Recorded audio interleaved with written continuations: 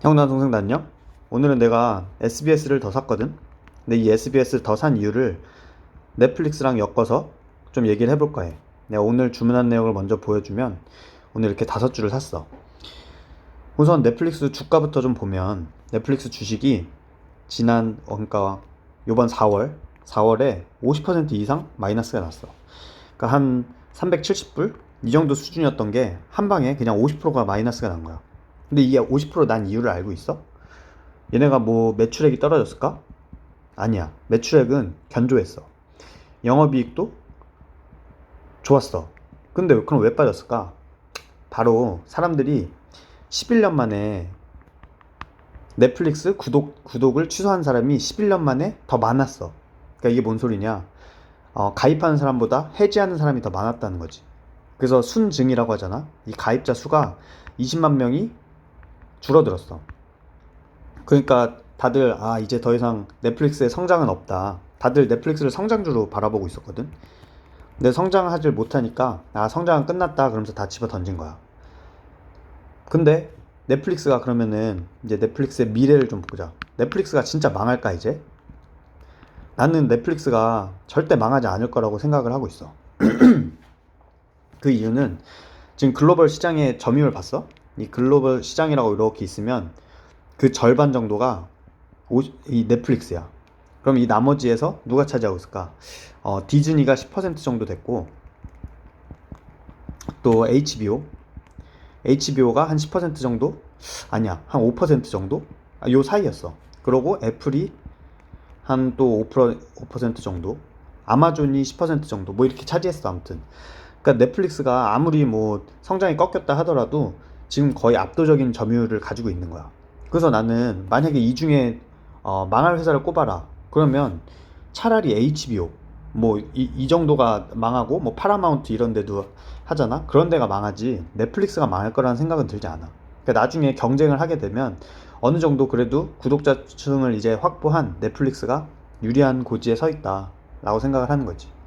그리고 이 OTT 시장이라는 게 성장이 멈추고 왔지만 아직도 커지고 있거든. 그 이유가 사람들이 구독을 하나만 할 것 같은데 그렇지 않아. 이 구독 모델을 여러 개를 중복으로 하면서 시장 크기는 계속 커지고 있어. 그러니까 넷플릭스를 보면서 애플도 보고, 아니면 넷플릭스 보면서 뭐 디즈니도 보고, 넷플릭스 보면서 뭐 아마존도 보고 이렇게 하는 거지. 그러니까 시장 크기는 뭐 아직까지는 줄어들지 않고 커지고 있어. 근데 결국엔 하나만 구독해라 그러면 넷플 쪽이 유리하지 않을까. 왜냐면 아직은 작품 수가 더 많으니까 그렇지. 그리고 투자도 넷플릭스가 굉장히 많이 하고 있어. 그래서 넷플릭스를 구독하던 사람이 그걸 끊고 다른 데를 가기는 내가 봤을 때는 그렇게 쉽지 않을 거라고 생각해. 거기다가 넷플릭스를 좋게 보는 이유는 또 있어. 바로 아시아 시장이 남았다는 거야. 이게 뭐냐, 다른 데는 다 먹었어 이제. 유럽, 뭐 북미 다 먹었거든. 근데 이제 아시아 시장이 남았는데 이 아시아 시장에서 넷플릭스가 어떻게 하느냐에 따라 이제 달라질 거야. 그래서 넷플릭스가 아시아 시장도 아직 늘릴 수 있는 파이가 남아 있다. 거기다가 넷플릭스가 지금은 구독 모델만 하고 있지만 유튜브처럼 중간에 이제 광고를 삽입하는 그런 모델도 실험을 하고 있거든. 그래서 광고를 좀 보면 영상을 또 보여주고 그러다가 또 중간 광고 넣고 이런 식의 모델도 생각을 하고 있어. 그러니까 넷플릭스는 이제 구독자가 어느 정도 생겼으니까 여러 가지 모델을 실험해 보면서 자기들의 이익을 늘려갈 수 있는 그런 전략을 이제 찾는 거지. 그래서 이제 내가 이제 말하는 거, 이 SBS를 그럼 내가 왜 샀는가? SBS가 작품을 만드는 곳이야. 이게 그냥 방송사, 지상파 방송사라고만 생각하는 형누나 동생들이 있겠지만 얘네가 스튜디오 S라는 걸 가지고 있어. 이 드라마 제작이라는 게 그래도 1년에 한 150편 정도 만들거든. 근데 이 편수가 옛날에는 이 드라마 제작사라는 곳이 몸값을 제대로 못 받았어. 왜냐면 만들어도 틀어줄 곳이 있어야 되잖아. 그래서 드라마 제작사는 항상 을의 입장이었어. 드라마 제작은 을의 입장이어서 항상 아쉬워했지. 그래서 이걸 틀어줄 곳 있잖아. 뭐 SBS든 뭐 MBC든 뭐 여러 곳이 있잖아. 이런 곳. 뭐 CJ ENM, 뭐 CJ 그냥 이런 방송 TVN 같은데 이런 데에서 작품을 사줘야만 작품이 팔리는 거니까 항상 을의 입장에다가 분위기가 완전 뒤바뀐 거야. 왜? 넷플릭스의 등장으로. 이 넷플릭스가 등장하면서 얘네한테 돈을 이제 정중하게 아주 가가지고, 야, 내가 그 작품 아예 니 얼마 들었어? 100만 원? 그럼 내가 120만 원 주고 아예 사줄게. 대신에 얘네가 IP를 사가는 거야. 이 지적재산권 있잖아, IP. 그거를 인텔렉tual 프로퍼티를 사가가지고 자기들이 이제 다 먹는 거지. 그러니까 얘네 입장에서는 나 옛날에는 100만 원 간신히 찾을까 말까 했는데 120 확정 수익으로 이제 받는 거야. 근데 생각해보니까 이거를 IP를 그냥 이렇게 넷플릭스에 넘기지 않고 니네 그냥 한 60%만 우리 줘. 대신에 이 IP라는 거를 내가 먹을게 라는 식으로 이제 전략이 수정되는 거지. 그러니까 몸값이 높아지고 있다. 거기다가 몸값을 높이는 이유가, 옛날에는 우리나라 그냥 방송사들이 있었잖아. SBS로 뭐 대표되는, 뭐 MBC로 뭐 KBS 뭐 이런 데 있을 거 아니야. 근데 이제는 그 OTT라는 이 시장이 엄청나게 커지면서 넷플, 뭐 왓챠, 또 뭐 있어, 뭐 웨이브, 애플, 아마존 이런 데가 생겼잖아. 그러니까 이런 데가 다 이제 아시아 시장에서 어느 정도 그 제작비를 투자해가지고 자기들도 이제 작품을 달라고 하는 거지. 그러니까 수요처가 점점 늘어나면서 얘네 몸값이 커지고 있는 거야, 드라마 제작사들. 그래서 넷플릭스도 투자를 늘리고 있어. 작년에 몇 편이었더라? 15편?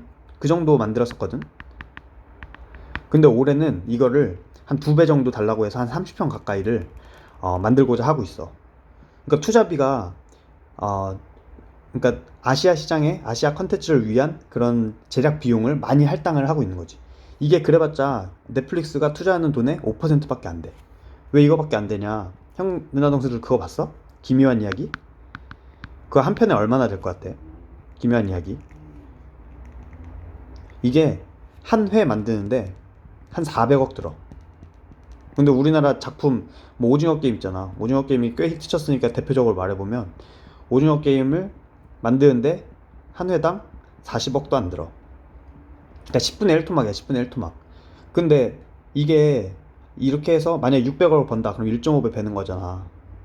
근데 이게 한 100억 정도만 벌어줘도 벌써 이 가성비는 훨씬 좋은 거잖아. 40억 투자해서 100억 버는 게 벌써 2.5배고 이건 1.5배 버는 거니까. 그래서 우리나라 미디어 컨텐츠 그런 만드는 산업들이 주목받고 있다. 근데 아직 다 자기들이 그렇게 좋은 회사인지를 알아차지 못하고 있는 것 같아. 그러면은 우리나라 좋은 회사들 뭐가 있을까? 스튜디오 드래곤, 그리고 뭐 CJ ENM, 그리고 SBS, 그리고 뭐 컨텐츠 중앙 뭐 이런 데가 있는데, 나는 이렇게 세 개를 쳐다보고 있는데 스튜디오 드래곤이 제일 좋아 보여. 근데 제일 싼 건 SBS다. 근데 나는 싼 거 좋아하잖아. 그래서 SBS를 더 산 거다 라는 말이지. 아무튼 이거는 내 생각이고, SBS가 근데 뭐 외국인 투자가 안 된다는 둥 뭐 그런 지분 이슈가 있어서 그거는 뭐 수급적인 이유니까, 어찌됐든 나는 SBS 좋게 보고 그렇게 해서 오늘 산 거야. 아무튼 오늘 좀 늦게 이렇게 영상을 찍게 됐는데, 다들 좋은 하루 보내고 마무리 잘하고 내일 또 봅시다. 안녕.